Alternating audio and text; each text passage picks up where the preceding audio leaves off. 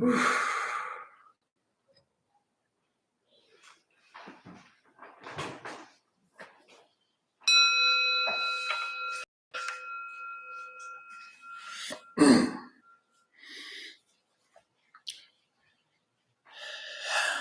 evening, everybody. Welcome to the Wednesday night class, Loving Kindness Meditation. My name is Alex. It is wonderful to be here with you this evening, just like it is every evening.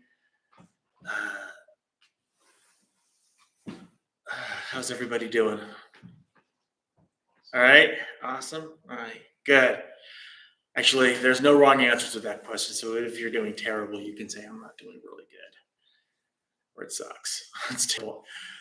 All those answers it's just your experience, so it's okay. Is there anyone here brand new to the Dharma Bum Temple? Ooh, Lordy, that's a lot of people. Newbies. Nice. That's awesome. So let me ask, just where did you hear about? How did you hear about this? Well, I have an assignment for my class to experience like a different cultural setting. So I looked up like a Buddhist temple near me. And that's how I found it. So what class was it? Like a world religions class? It's a cultural anthropology class. What school? Point Loma. Point Loma Nazarene? Yeah. Oh, okay. Awesome. I heard about it through the younger urban Zen group up in the Bay Area. Right on. And honestly, I don't know. I was just kind of like interested, and then I was looking at Buddhist temples nearby, and this one just like stood out. So. Awesome. Same exact answer as what he said. Nice. I just looking for it, found it. Awesome.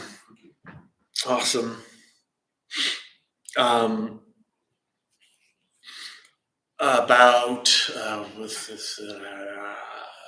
16 years ago.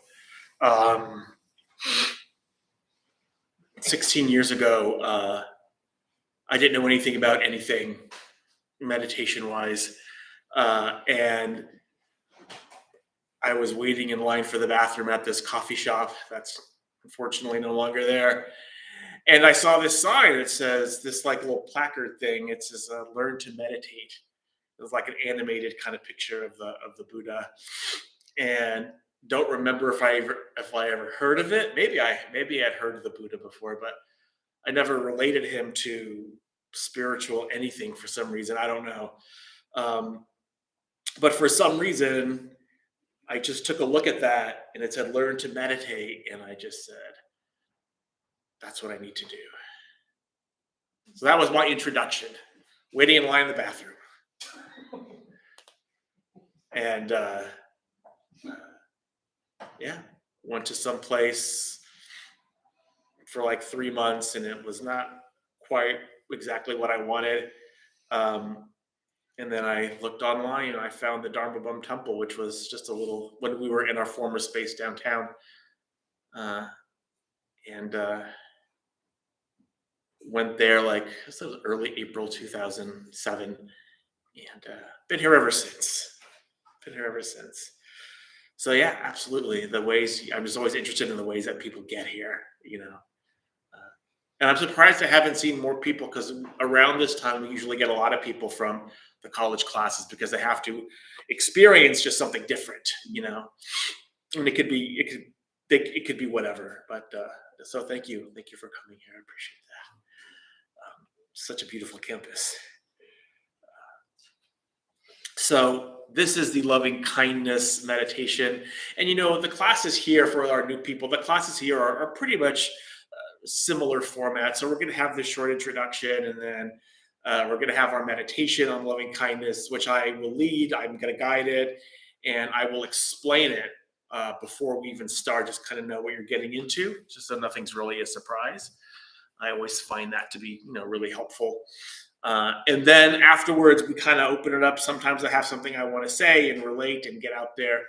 Sometimes I don't. I just like to hear questions, and I like to hear about your experience of meditation. So we'll talk about that afterwards. The word that we're talking about when we say loving kindness meditation, loving kindness is the English translation of this word called metta. Metta. And this word metta is from an old liturgical language called Pali. Now Pali itself comes from like a turn of the common area, maybe like in the maybe early second, third century. But it was something pretty close to what the historical Buddha spoke. The historical Buddha spoke something called the Magadhan language. That's what he was raised in, so he spoke that. And so we think this is pretty close to what he spoke. We're not exactly sure. The historical records aren't great from that time era, from that time. So this word metta, it's so all-encompassing. It means so many things that just saying it means loving kindness is really, really incomplete. So it could mean loving kindness, unconditional friendliness, goodwill, inoffensiveness, non-harming, amity, all those different types of things. And it's simply just a wish to be happy. It's a wish to be happy. It's a wish for ourselves and others to be happy. And it's a wish for ourselves and others to do the things that cause happiness. Right? If you don't know anything about the Dharma Bum Temple, the motto of the Dharma Bum Temple is think good thoughts, speak good words, do good deeds. That's our motto. These are the things in a nutshell that cause happiness. Happiness in the Buddhist sense means that they're non-harming, they don't create any negative karma, that they're pleasant to hear, pleasant to see, all those different types of things, right? And the great thing about this kind of non-harming aspect to happiness is your happiness would never get in the way of somebody else's happiness, even if you hated that person. So you can do loving kindness for somebody who you absolutely abhor and hate, because your loving kindness would never get in the way of their loving kindness, because their loving kindness is non-harming. It would never harm anybody. Your loving kindness would never harm anybody. That's one of the wonderful things about doing this practice. So traditionally, how it's taught in the East, and this method was taught and brought over to the West, was you first do loving kindness for yourself, and then because you're closest to your own heart, right? And then you do it for like a loved one who's also pretty close to your heart, right? And then you do it for a neutral person, so it's a little bit further out, right? And this is really where you begin to kind of like extend yourself. And then you do it for, the enemy, and then you do it for all beings in all directions. The problem is this method makes complete sense in Buddhist countries,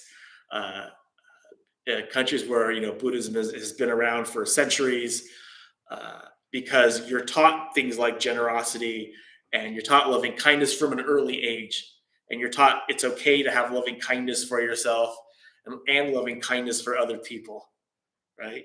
In the West, we're not taught that. We're somewhat traumatized.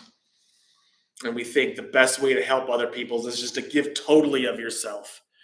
We have this kind of martyr attitude where, you have to give completely of yourself, in that kind of selflessness where you don't take care of yourself at all. You only care about another person. And we see this abused in fields like nursing, for example, because nurses have to have a lot of empathy. And nursing management pounces on that empathy and tries to get them to do more and more and more work without recharging their own, being, without helping, without taking a break, without doing the things that like a nurse would need to do just to kind of like take a break and just kind of reset. They said, no, they pile on like, more patients and caseloads and all these different types of things. And to thank them, they'll give them like a pizza party, to thank them for all their kind of emotional labor. And that's what they do, unfortunately. It's pretty awful. You guys aren't in the nursing school, are you? Okay, good. All right. Good, Dave. Nurse. Are you a nurse? Yeah, are you? Because, you're painting a picture there. Are you a nurse? No. Wow. So in California is really awesome because California has laws about staffing ratios, do they not? They do. They do. Many other states don't. Many other states don't. Right? But I follow the nurse Erica on TikTok, and oh my God, I have learned so much from her. My Lord. Okay.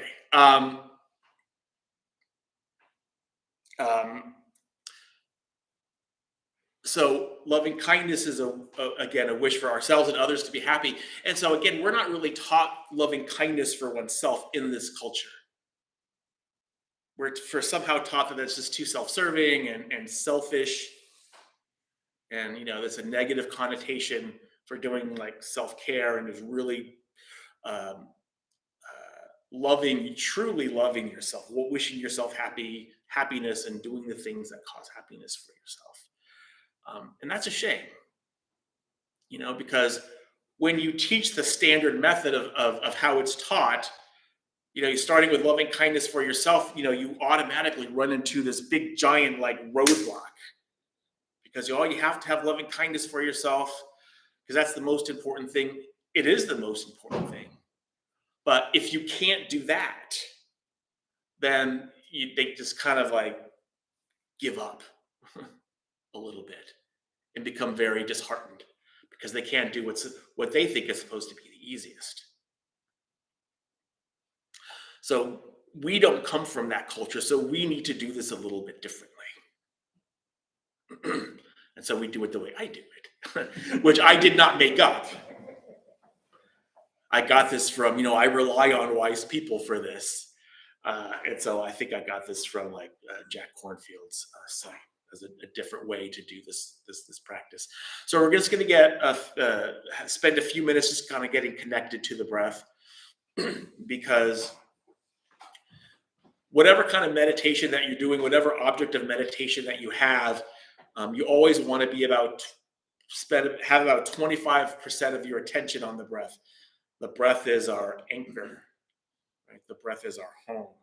That place we can always come back to, whether we're sitting here in meditation or out experiencing our day.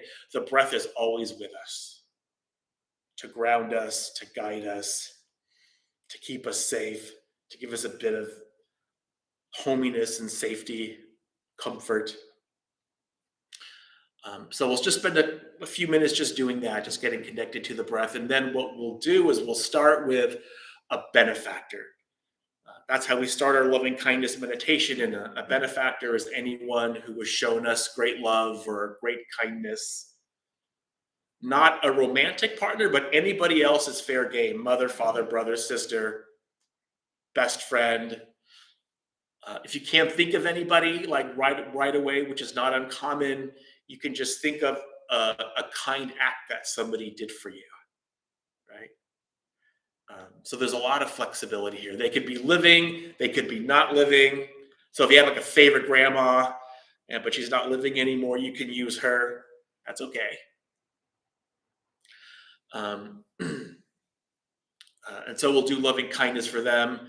And we'll do this by either repeating phrases of loving kindness, which I'll tell you about during the meditation, or just radiating loving kindness towards them. And however you understand this word radiate, right? And so we'll do this for our benefactor, and then we're going to imagine our benefactor, the same or a different one, doing this practice for us, right? And so the only thing that we have to do during this phase is just allow all their loving kindness for us into our own heart. Right? And then we'll do loving kindness for ourselves. And then we'll do loving kindness for all beings in all directions. And then we'll be done. But this practice of loving kindness is more than just a meditation. It's a way that we can also live our life. And the Buddha had some thoughts about this. And so these were the Buddha's words from, 2,600 years ago. This is called the Metta Sutra. Sutra is just a teaching or text. And it's amazing that these words from 2,600 years ago apply so well to us today. All right. And it goes, "This is what should be done by one who is skilled in goodness and who knows the path of peace. Let them be able and upright, straightforward and gentle in speech, humble and not conceited, contented and easily satisfied, unburdened with duties and frugal in their ways, peaceful and calm and wise and skillful, not proud or demanding in nature. Let them not do the slightest thing that the wise would later reprove, wishing, in gladness and in safety, may all beings be at ease. Whatever living beings there may be, whether they are weak or strong, omitting none, the great or the mighty, medium, short, or small, the seen and the unseen, those living near and far away, those born and to be born, may all beings be at ease. Let none deceive another or despise any being in any state. Let none through anger or ill will wish harm upon another. Even as a mother protects with her life her child, her only child, so with a boundless heart should one cherish all living beings, radiating kindness over the entire world, spreading upwards to the skies and downwards to the depths, outwards and unbounded, freed from hatred and ill will. Whether standing or walking, seated or lying down, free from drowsiness, one should sustain this recollection. This is said to be the sublime abiding. By not holding to fixed views, the pure-hearted one, having clarity of vision, being freed from all sense desires, is not born again into this world.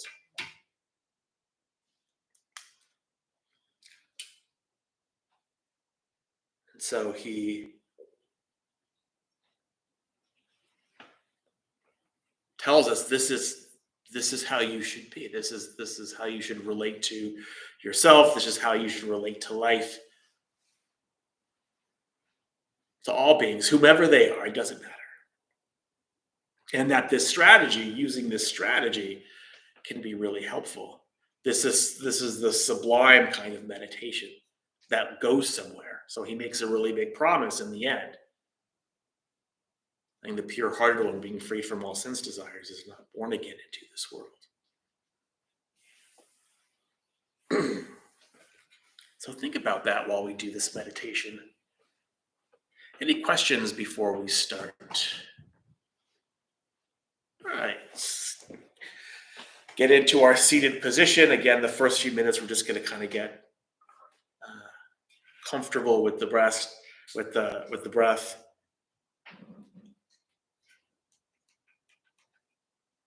All right.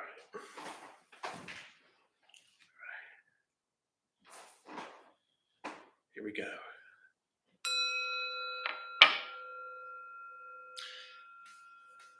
So just allow your eyes to close, making sure you have that nice and comfortable seated position so you're not likely to move around too much. And when we sit like a Buddha. And you can even imagine yourselves as a Buddha sitting underneath your own tree of enlightenment, because each Buddha has their own tree of enlightenment, each Buddha of antiquity.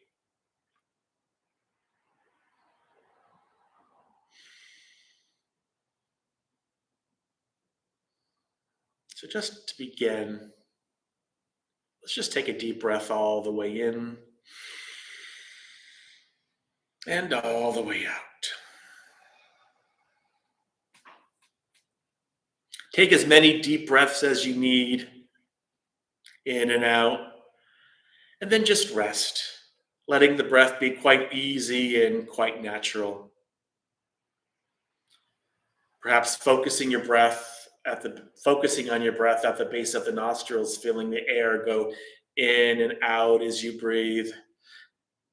And if you want, just following it even further, following the air going through the nostrils into the heart and down to the navel. And then on the exhale from the navel through the heart and then back out through the nose. Mindful of the breath, watching the breath go all the way in and all the way out. If you have a thought that arises, that's okay. We have this wonderful technique called labeling, so that when a thought arises, you just note it and go, thinking, and come back to the breath. Just that act of saying thinking will snap the mind back to the present moment. And just for a moment, you'll notice that release from having to think about the thought to just being focused on the breath. And you release and you realize that, the breath is better. It feels better. So no matter how many times you get lost in thought or for how long, each time it's just thinking and come back to the breath. We'll do this for just a couple more minutes. So just for now, just rest as gently as you can in the sensations of the breath.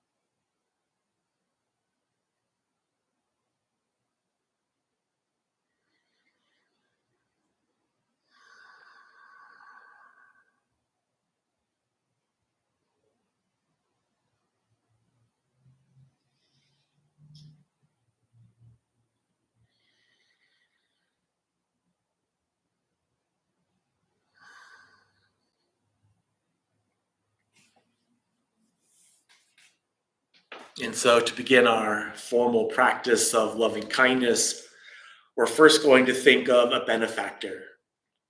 And again, a benefactor is just anyone who has shown us great love or great kindness. Someone it's really easy to have these feelings for.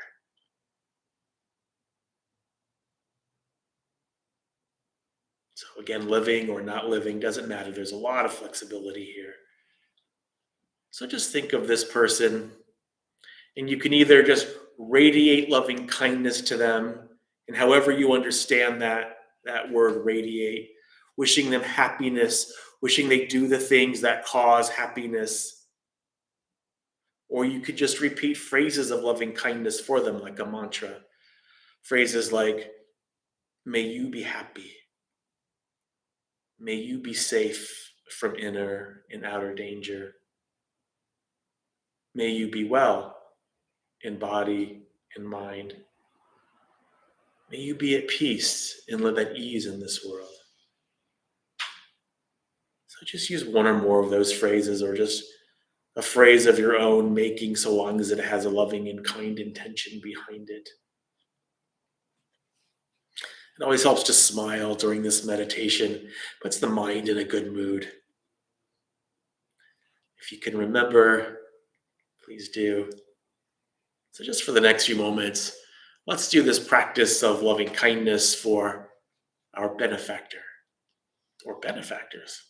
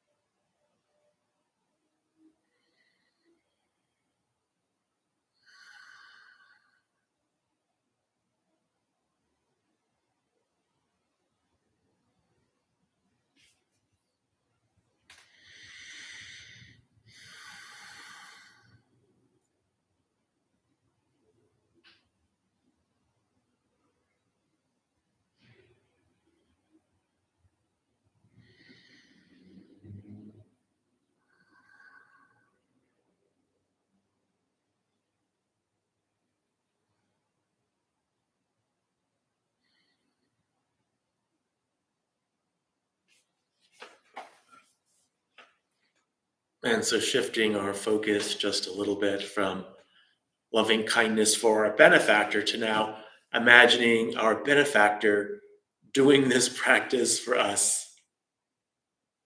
It could be the same benefactor, it could be a different one.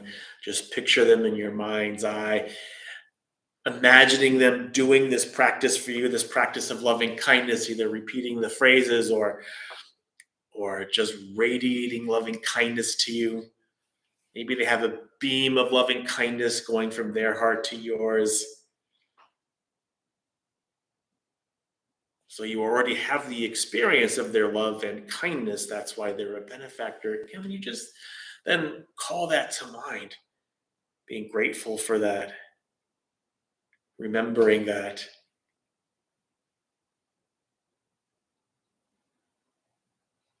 Sometimes it helps to put your hand over your heart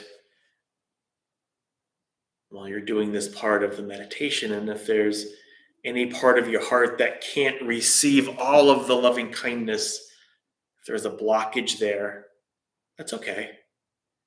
Can you then just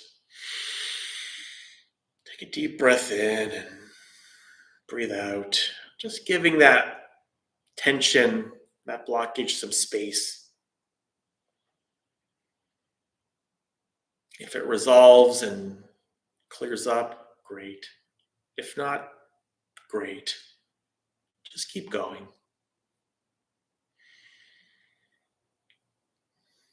Just receive all of their love and kindness. Just receive all of it. And so for the next few moments, we'll imagine our benefactor now doing this practice for us.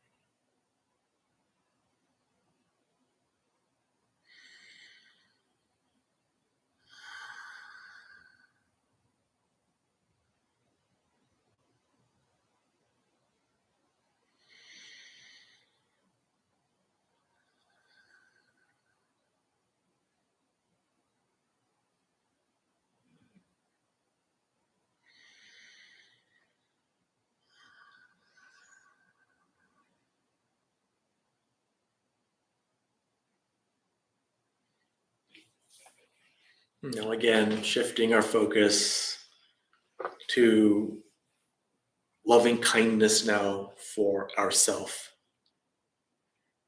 So, to begin, just recall our own wish to be happy, your own wish to be happy, your own wish to be happy, healthy, free from danger, safe. And it's a wish that everyone has for themselves. We may go about it in very strange ways that have the opposite effect, but our intention really is just to be happy. So now with this practice, can we then either just imagine our heart getting bigger because with our upbringing and our culture and this traumatizing society that we live in, it makes our heart really, really small. Can we imagine it getting warmer and bigger? Can you also maybe just repeat some of these phrases of loving kindness for yourself? May I be happy. May I be safe from inner and outer danger. May I be well in body and mind. May I be at peace and live at ease in this world.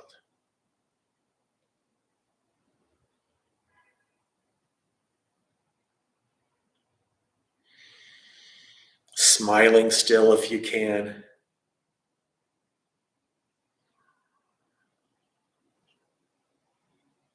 Just meeting any tension that you feel with just a sense of compassion.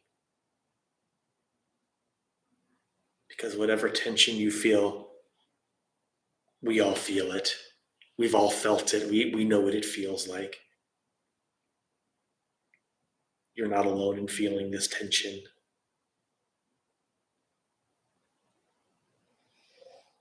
So for the next few moments, we'll do this practice of loving kindness for ourselves.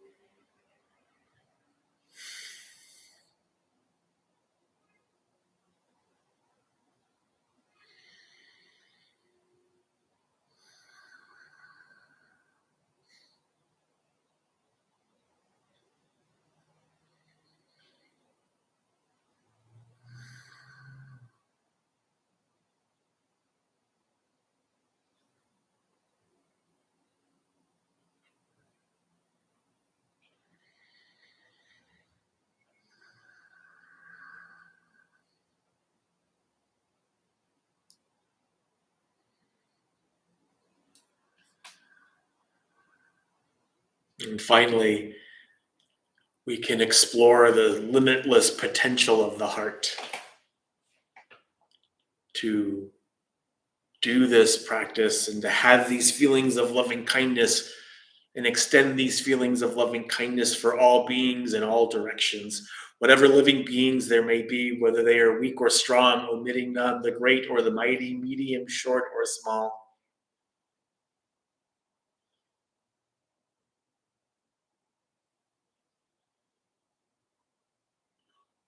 So our loving kindness goes outwards and it's unbounded.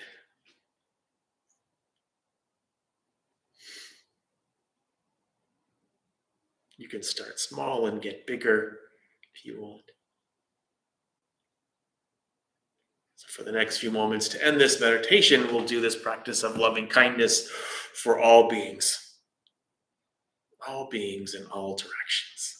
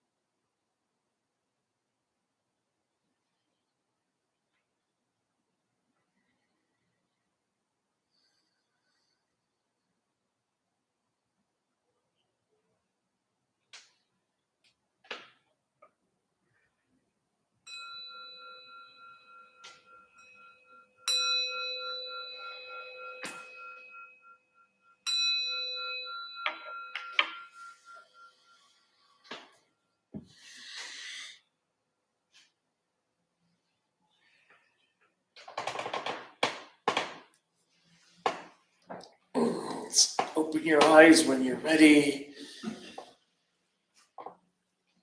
And just for the next moment or two, keeping those thoughts of loving kindness about you, we could stretch our arms and stretch our legs.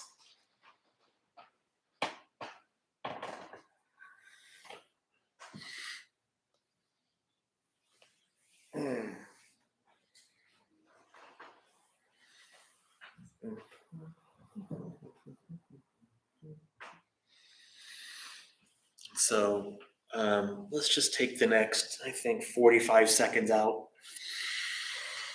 Stay with those thoughts of loving kindness. I'm going to ask you some questions about the meditation here.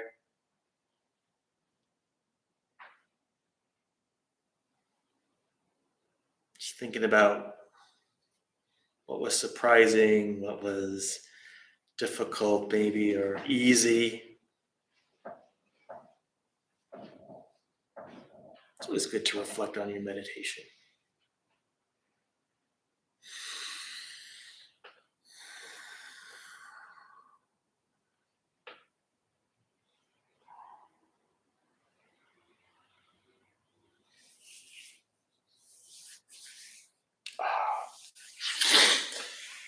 Whew, okay.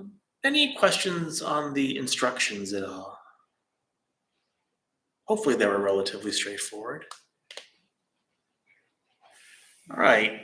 So I'm always interested, especially with a lot of new people, I'm always interested to understand your particular experience of meditation. Again, anything that was, surprising, easy or difficult, easier or more difficult than you were expecting, or any kind of experience that you may have had in meditation. Whatever you might want to share is fine. It's your own experience, so there are no wrong answers. Just your experience. I'll go first really quickly. For some reason,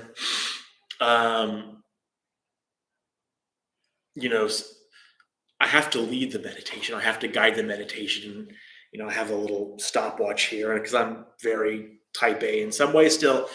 And each moment is a specific amount of time, and I just want to give equal amounts of time to each section. So that's why I have my stopwatch. And so I know when to start which section. And so we got to the part of doing loving kindness for ourselves. And after many years, I have come to really enjoy this part. And I didn't want it to end. And I didn't want to go on to the next part because I was just kind of really happy where I was at. So it was kind of interesting. But of course I did because I am like that. All right. Anybody else want to share their experience in meditation? What that was like for them?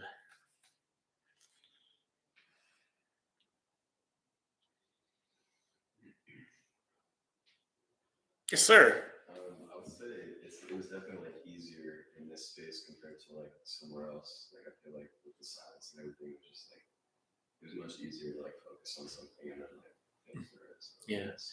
Was it just easier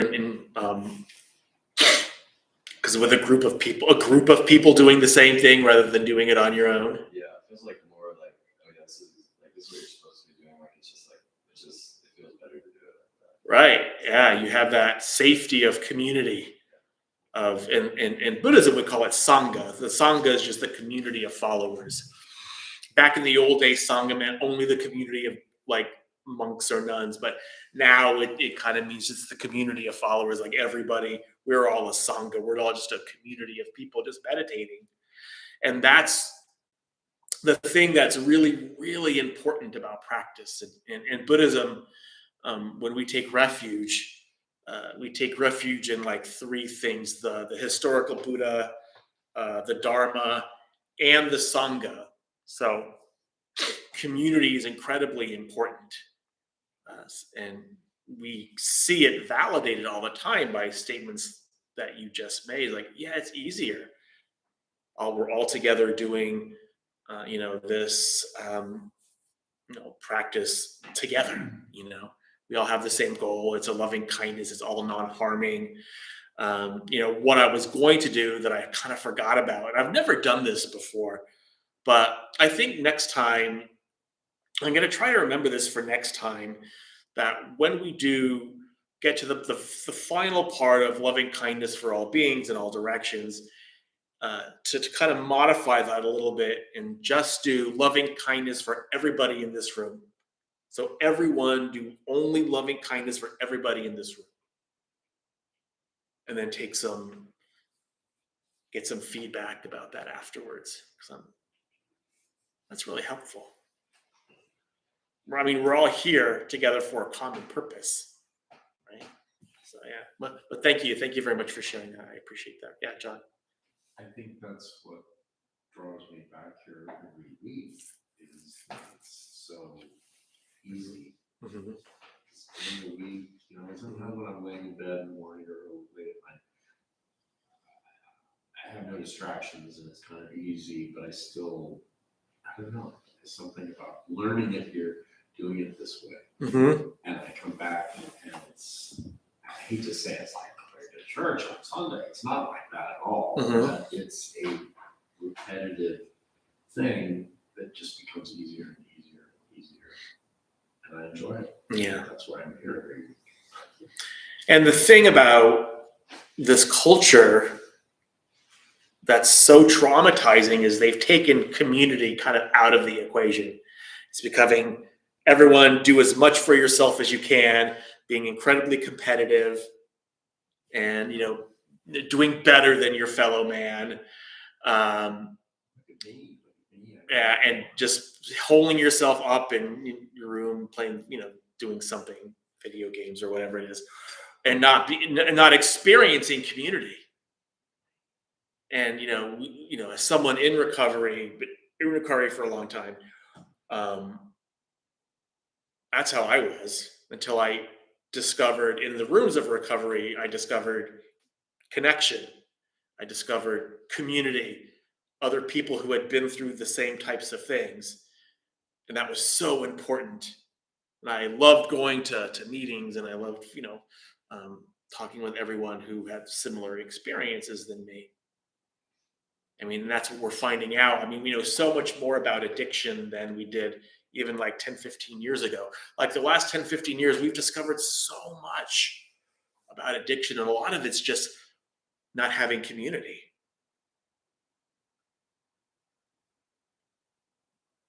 Not having people to help us. It literally does take a village you hear that and it seems tired, but it's really, that's what they've discovered. That's what the data shows. The data shows that this is true. And I love science, and I like, all of that kind of stuff. And so I like seeing that proof in front of me. It's very helpful. And that's what this room gives us. It gives us community. Even with the people online, it gives them community as well. They know we're here. Right. Anyone else? I'll share. Yeah, go ahead. That's part of the reason I came here. Is I just moved here a year ago from Chicago and been in AA for quite a while, but I'm not super high on AA right now. Mm-hmm. So I'm looking for community. This is close to my house. I'm trying to get more into meditation. Yeah. I've done it sporadically here and Mhm. there through the years. I have pretty bad anxiety. My fucking monkey mind just Yeah.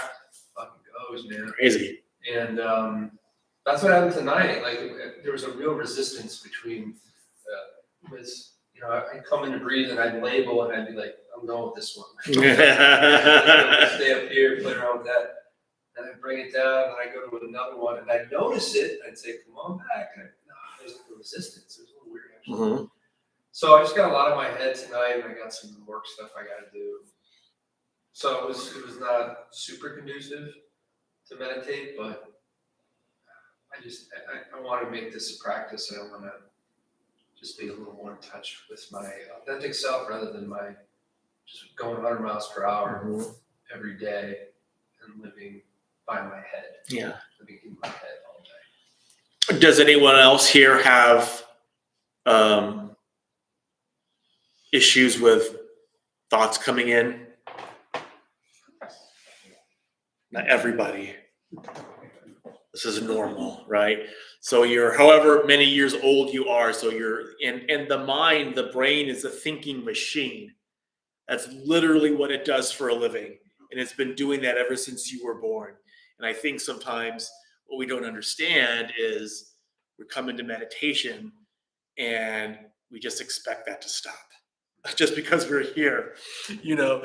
And so what we say in meditation is that of course you're gonna think, and we're not trying to stop thinking. We're trying just to pay attention to something else other than the thoughts, like the breath or this kind of mantra that we do in loving kindness meditation, right? The object of meditation, right? So it takes some time, and so if you're got monkey mind going on during meditation, totally normal. Yeah. It gets better over time, for sure. Thank you for sharing that, though. I appreciate that. Yeah. Anyone else before we end? Yes, go ahead. What was that? I said, keep coming back. Oh, for sure. Absolutely. Absolutely. We have classes like all week here, so just check out the website. It's like recovery classes and blah, blah, blah, everything else. There's a new recovery on what, Friday night? Yeah, I think so. Yeah. Did you have something? I had a similar experience where I was like, I had my eyes shut and it was easy to imagine who I was choosing to, you know, kind of give love to. Uh-huh, yeah. And then when it came to like myself, I could only say like so many things like be content or like stay content, Uh-huh. have love, have peace, and I also have the problem of lots of thoughts coming in my Mhm. mind, and then I remember you said like say the word thinking, and like it'll like snap, it'll like put them to the side, Mhm. which I tried a few times. But yeah, I've never like actually been like to one of these like meditation classes before, but I have tried to meditate on my own time, and it usually doesn't really work because I live with roommates, and I also like, it's just harder to do it Yeah. when you're just by yourself, but I do wanna get better at that, and then when you first started the meditation and you said like, imagine, this tree of, you said something about a tree. Yeah. So like each Buddha has their own tree of enlightenment that they meditate under. Yeah. Right, and so in my mind, I imagined this like tree that I was sitting under, Mhm. and I feel like I just need to like do that when I'm by myself, like imagine myself in this spot and then go from there, Mhm. because I feel like it could be helpful versus just sitting like on the floor in my dorm, you know? Yeah. So, Yeah, and you know the other thing about like meditation, when you don't start it, you know, when you start it, you know, relatively later in your life, right? When you didn't grow up with it, I should say, that you know what you're doing is you're really, because you have all this conditioning already over the years that you've been alive, however many years that is. In meditation, you're asked to go against all of your natural tendencies, because you don't have natural tendencies of having loving kindness for yourself. You don't have natural tendencies of focusing your mind on like one thing, right? Whether it's comfortable or not. And so you're actually asked to do a lot, right? In meditating, you hear the word meditation, it's supposed to sound so wonderful and peaceful, and it is. After a while, it is, but it's a practice. Like it's a practice. It's a skill like anything else. It just takes time to get good at it. But we all have that potential. We all have that potential. Everyone's the same here. Yeah, Diane. So, I read this or somebody said, it felt, I mean, I thought it was a great, when I heard it, I thought, wow, that's wonderful. Somebody said, maybe it was a philosopher or a poet, wakes up and thinks or says, this is a new day. I haven't seen this day before. Mhm. Now that's awakening. Wouldn't it be wonderful? I mean, thinking is important. I use it in my professional life. I use it when I'm driving. I use it when I'm articulating. But do we always have to be there? Mhm. Can every once in a while, can I just awaken Yeah. with my breath? Or, walking along the shoreline? Or, feeling whatever temperature there is in wherever I'm at? Yes. Can I every once in a while awaken to this moment, or must I always be dragged around with these, endless thoughts? Yeah. Either what the past, the future, my anxieties. Right. Can I have some refuge every once in a while? It's a new day. I've never experienced this Yeah. day. Can I awaken to this moment? Yeah. And meditation gets me there. Yeah. It is a moment to moment practice. So absolutely. So, anyways. Yep. All right. Thank you guys for coming. We have a couple of announcements here for you just before we end for tonight. Thank you to the guys online. We'll see you next time. Thank you. Bye now. Hi, Daryl, you're your host tonight.